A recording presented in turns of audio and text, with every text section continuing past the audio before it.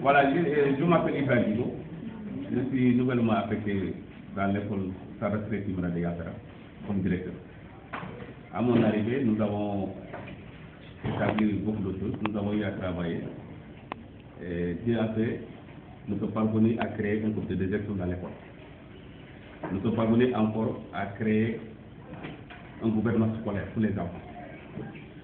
Et le gouvernement scolaire, les élèves, les membres du gouvernement scolaire, dont le président Zakaria et la première ministre Aminata Konaté, le bureau s'était réuni en tout cas pour élaborer un plan d'action. Un plan d'action qui tourne autour de 5 activités.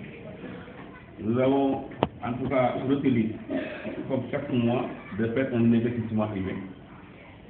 L'objectif est de rendre l'école propre, l'école accueillante, l'école en tout cas attrayante. Nous avons encore une autre activité qui prend en charge la santé des élèves. Comme vous le savez, dans chaque école, il devrait y avoir en tout cas une boîte à pharmacie. Et Dieu a fait, le comité de gestion a mis un certain fonds à notre disposition. Et Madame l'infirmière nous a fait acheter des médicaments en tout cas pour assurer ce volet. Nous disons, mais ça n'a pas eu lieu. Ça fait partie de nos objectifs. C'est la création d'un point de lecture. Ce point de lecture, c'est doter chaque salle de classe un point de lecture. En tout cas, des manières qui sont décidées à cette classe-là. Mais jusqu'à présent, nous n'avons pas pu régler ce problème parce que l'État nous avait assuré comme quoi chaque école devrait être financée à hauteur de 300 francs par élève. Donc si on multiplie le nombre d'élèves de Yatara par le nombre d'élèves, par 300 francs, nous avons un budget, nous devrons avoir en tout cas 680 000. Mais l'État n'a pas encore amené. Je crois que c'est un volet en tout cas très important, mais peut-être d'ici l'année prochaine. Même si les populations ne pourront pas faire, peut-être l'État prendra le temps. Nous avons prévu encore, en tout cas, de faire de l'élevage de poussins. Cet élevage de poussins, ça n'a pas encore démarré parce que les fonds ne sont pas encore super. Nous avons prévu un jardin scolaire. Les collègues, dès mon arrivée, m'ont parlé comme ils avaient déjà fait l'année passée, des jardins scolaires. Mais ce jardin scolaire n'a pas donné puisque il y avait une divulgation des animaux dans la cour de l'école. Ceci n'entraînera pas à une mauvaise réponse dans la cour de l'école. Et la dernière activité, c'est la sensibilisation sur le paludisme et les décès SIDA. Bon, vous savez, le paludisme est récurrent dans notre zone. Et le sida, les maladies qui a le sida, ça aussi, il faut impliquer l'enfant. Comme on dit, à l'école, nous devons prévenir. Nous devons donner à l'enfant des arguments, des rudiments qui lui permettent en tout cas de sensibiliser tout ce qui se tourne autour de lui, cela veut dire sa famille, mais aussi de prendre ses gardes par rapport à cette maladie, de reconnaître parmi tant d'autres maladies qui se trouvent, en tout cas dans la vie. Voilà grosso modo les activités qui étaient prévues par le gouvernement scolaire. Mais au niveau du comité de gestion aussi, les membres du comité de gestion étaient assis. Ils ont aussi créé en tout cas ce qu'on appelle un plan d'action volontaire qui tourne autour de 5 activités. La première activité concerne la dotation des enfants de jugement supplétif. Nous avons vu, vous avez vu même certains élèves dans la classe là, leur âge réel dépasse 12 ans. En général, pour faire l'entrée en sixième, il faut avoir 12 ans. Et certains élèves qui dépassent ça, donc il faut réduire. Cette réduction-là, tous les parents n'ont pas les mêmes prix, les mêmes richesses. Ils ne sont pas à égale richesse. Donc il y a des enfants qui sont moins nés. Donc ces gens-là, il faut les chercher des réussites. Pour ne pas créer des frustrations, nous recensons tous les élèves qui n'ont pas de pièces. Nous allons voir le PSF. Avec lui, il nous délivre des certificats de non-inscription. Une fois au tribunal, nous effectuons des jugements. Et ils ont prévu un renforcement pédagogique. Et en commun accord avec les enseignants ont accepté de dérouler des activités de renforcement pédagogique pour les élèves de CMO. Et ceci, c'est l'occasion pour moi de remercier encore une fois le maître de CMO, M. Fakine, qui n'a pas de dimanche, qui n'a pas de samedi, qui n'a pas d'après-midi. chaque jour il est avec ces élèves-là. Et je vous dis, en tout cas, du conducteur, je vous remercie. Et il est en train de dérouler. Moyennant 0 francs. Il fait gratuitement ces cours de renforcement pour ces élèves de Sénégal. Et le comité d'élection aussi a prévu le reboisement et la mise en place de l'espace dans l'école. Le reboisement, c'est vrai, il faut reboiser, mais il est encore mieux de ne pas couper ces arbres et de ne pas les détruire. Et de rendre l'école plus belle en y mettant des fleurs, en y mettant beaucoup de fleurs, on rend l'école de telle sorte que l'enfant quand il vient à l'école, il se sent à l'aise, il se sent comme chez lui. Et ils ont encore la quatrième activité, c'est la sensibilisation sur le recrutement au CI et le maintien des filles à l'école. Beaucoup de filles se marient, 5 ans. Et pas très loin, la semaine passée, il y a une fille qui s'est mariée, qui est élève de 5e, de 4e, qui s'est mariée, qui a abandonné justement ses études. Et nous voulons, à travers des sensibilisations, en tout cas, donner aux parents d'élèves de laisser les filles là, au moins continuer à avoir certains diplômes.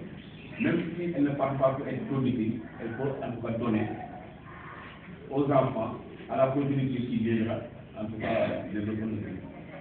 Bon, on est sur là-dessus.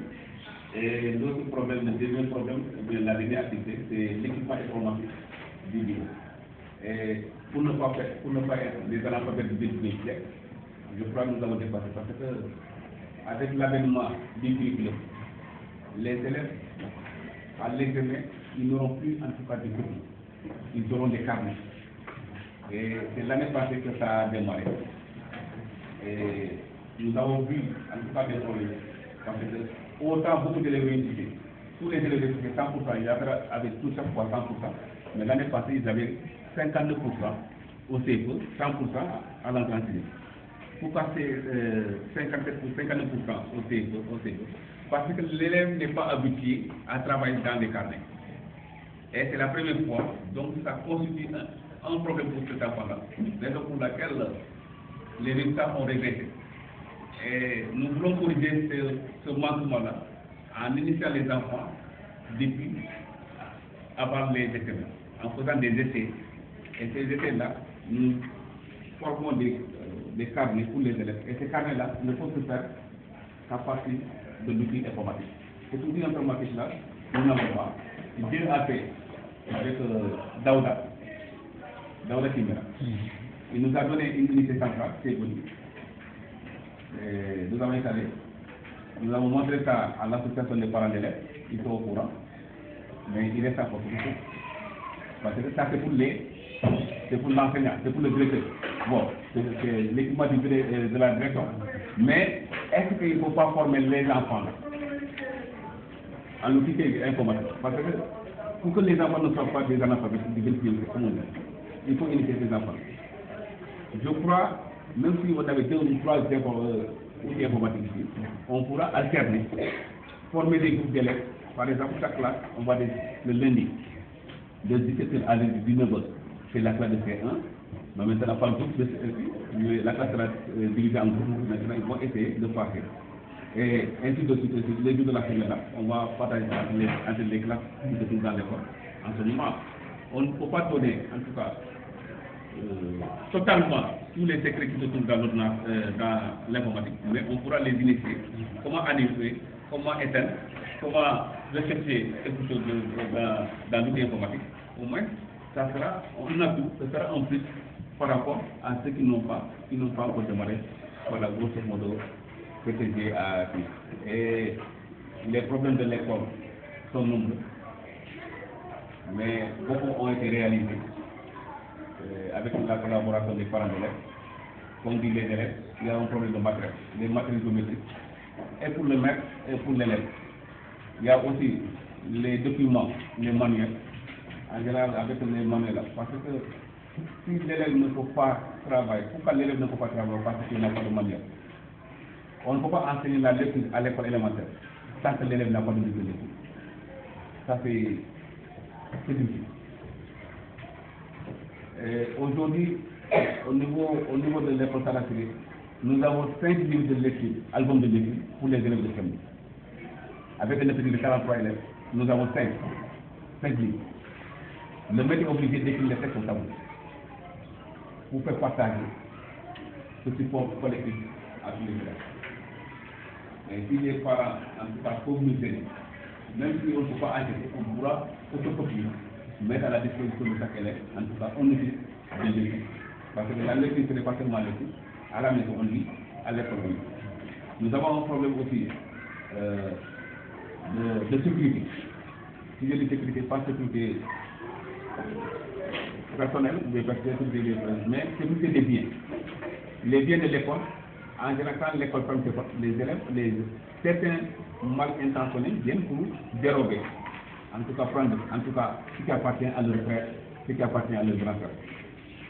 Et ceci, si nous avons, en tout cas, comme on dit le gardien là, si le gardien là continue à exercer sa fonction, même durant les vacances, ça pourra en tout cas régler ce problème-là. Voilà, monsieur, de manière remarquée, en tout cas, les problèmes dont souffre l'école Sadakiri de Fingara. Et nous sommes ouverts, nous sommes disposés, en tout cas, à aller de l'avant parce que nous sommes des enseignants. Nous sommes payés pour ça, en tout cas donner les cours et afin de faire ce que l'élève comprenne ce que nous enseignons. Mais si les conditions sont réunies, j'en suis certain, en tout cas, il y aura de bons résultats dans ce village. Voilà, merci. J'ai une question par rapport à la SCOFI. Vous disiez tantôt que dans la semaine passée, il y a une fille de la 5e ou 4e qui est allée en mariage et tout en séchant ses cours. Et quel appel vraiment vous lancez à vos élèves à ce qu'elles-mêmes soient sensibilisées, qu'elles-mêmes soient vraiment préparées à faire face à ce problème-là? Parce que quand même, les filles, elles peuvent vraiment parler à leurs parents, dire oui, le mariage c'est vrai, mais l'éducation également est autre chose. Donc, quelle position doivent prendre ces filles-là afin que vraiment, socialement, qu'il n'y ait pas vraiment des litiges au niveau de la famille? Oui, comme on a l'habitude de dire, l'enfant n'a pas choisi ses parents, l'élève, la fille n'a pas choisi ses parents, elle n'a pas choisi sa nationalité. Elle n'a pas encore choisi, en tout cas, sa religion. Mais au minimum, on doit assurer à cette fille la liberté de choisir son mari. Comment? L'enfant, au minimum, ne doit pas être marié à 14 ans. 14 ans, 15 ans. Même l'enfant, souvent, ce qui n'est pas recommandé par la loi. C'est une question tabou dans la zone. Mais nous sommes en train d'insulter les jeunes. En tout cas, le fait d'aller à l'école c'est bon, mais le métier est plus important. Il ne faut pas accepter d'être marié à 14 à 15 ans parce que quand vous êtes exposé. Le mariage précoce, les conséquences du mariage précoce, c'est les maladies et encore des complications lors des grossesses et de l'accouchement. Nous sommes entrés à travers une activité qu'on appelle IST, à travers des activités déroulées par EVMP, nous sommes en train de conscientiser les filles là dans ça. Mais c'est une question très difficile. Et constitue un tabou. Parce que dans la mentalité de la zone, c'est une des coutumes les filles sont mariées très tôt. Mais nous sommes entrés, petit à petit, en tout cas, d'élaguer ça dans la tête des filles, des élèves de l'école élémentaire. Donc, autre chose, quel appel vraiment vous lancez à ce qu'on appelle l'association du quai de Yafera, qui sont quand même pour la plupart des enfants nés de parents Yaferanguais qui sont en immigration en France, et éventuellement des enfants qui ont quitté des Yafera. Par exemple, si je prends l'exemple du président actuel, qui est quand même sorti de cette salle-là pour aller en 6e, et en fait tout son cursus primaire à Yafera, aujourd'hui il est le président de cette association. Quel est l'appel que vous lancez à ces gens-là, à ce qu'ils viennent au secours, qu'ils viennent nous apporter vraiment un brin à ce qu'on essaie d'aller à l'avant? Merci. Et premièrement, en ce qui concerne l'association du quai. L'association du quai, l'école de Yafera est la vôtre. N'attendez pas que je vous dise, venez aider, c'est pour vous l'école. Et nous comptons beaucoup sur vous, en tout cas pour améliorer les conditions de travail dans l'école de Sadakiri. pour ceux qui sont sortis de cette école, les anciens élèves de Yatara qui sont présentement en France, rendez en tout cas la monnaie à l'école Sarafé. L'école Sarafé nous a beaucoup donné, il nous a beaucoup donné. Surtout M. Sénou Diadi Papa qui était à Bemba.